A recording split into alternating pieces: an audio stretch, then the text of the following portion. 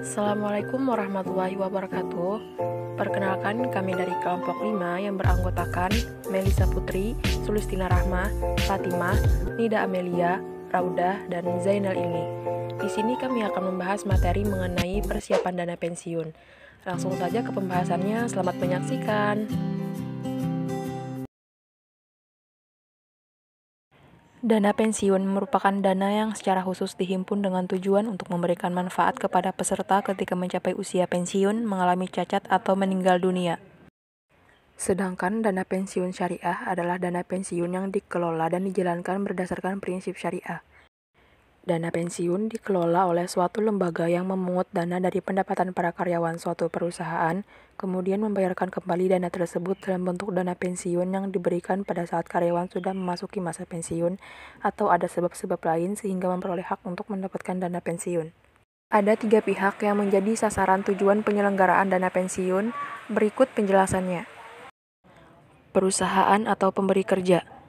Kewajiban moral, di mana perusahaan mempunyai kewajiban moral untuk memberikan rasa aman kepada karyawan terhadap masa yang akan datang karena tetap memiliki penghasilan pada saat mereka mencapai usia pensiun.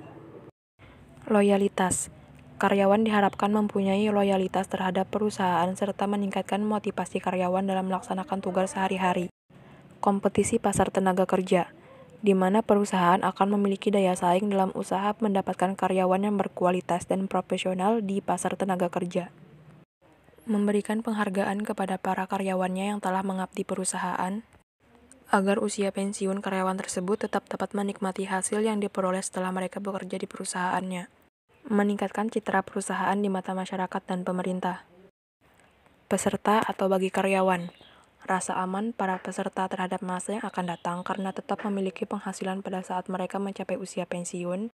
Kompensasi yang lebih baik, yaitu peserta mempunyai tambahan kompensasi meskipun baru bisa dinikmati pada saat mencapai usia atau berhenti bekerja. Penyelenggara dana pensiun atau bagi pengelola.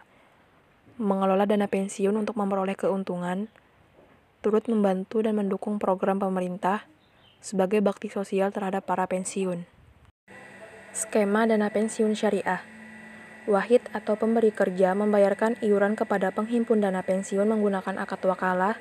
Mauhublah atau peserta juga membayarkan iuran kepada lembaga penghimpun dana pensiun dengan akad wakalah. Lalu dana pensiun yang ada di lembaga penghimpun tersebut diinvestasikan kepada pihak investasi berdasarkan akad syariah atau prinsip syariah.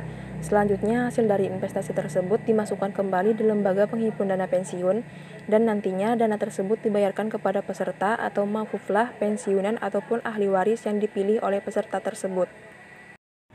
Dana pensiun terdiri dari beberapa jenis. Berikut penjelasannya. Pertama, dana pensiun pemberi kerja atau DPPK. Dana pensiun tersebut diadakan oleh pemberi kerja yang mempekerjakan karyawan dan berperan sebagai pendirinya. Secara gampangnya, perusahaan mengelola sendiri dana pensiun bagi karyawannya. Dana pensiun pemberi kerja dapat menyelenggarakan kedua program, yaitu program pensiun manfaat pasti, program pensiun iuran pasti. Yang kedua, dana pensiun lembaga keuangan atau DPLK. DPLK merupakan program dana pensiun yang didirikan oleh bank atau perusahaan asuransi jiwa. DPLK hanya boleh menyelenggarakan iuran pasti saja. Program pensiun yang dapat dijalankan yaitu: pertama, program pensiun manfaat pasti atau PPMP. PPMP merupakan program pensiun yang besarnya manfaat pensiun ditetapkan dalam peraturan dana pensiun, di mana seluruh iuran merupakan beban karyawan yang dipotong dari gajinya. Besar manfaat pensiun ditentukan berdasarkan masa kerja dan besar penghasilan.